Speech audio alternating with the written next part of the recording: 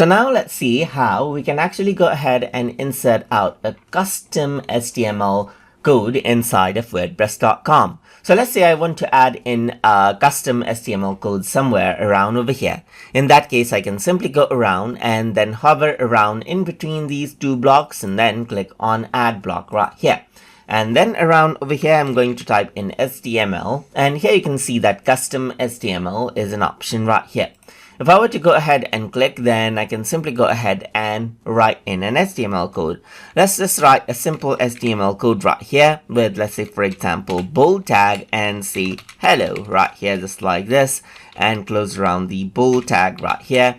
And I'm going to say welcome to TutorTube right here, just like this. And this whole thing is going to be in a paragraph, let's say, for example. So I'm just going to go around and add in a paragraph tag right here, just like this.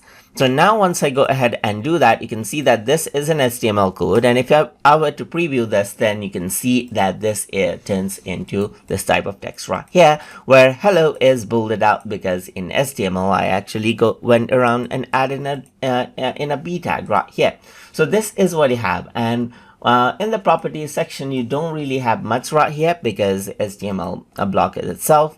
Just like this. So you can simply go ahead and then convert to blocks right here, just like this as well, and convert to a regular block from HTML code as well. So if you have some HTML codes that you want to go ahead and add it in, so to get the type of content that you want directly over here, then what you can simply do is utilize the custom HTML block as you like.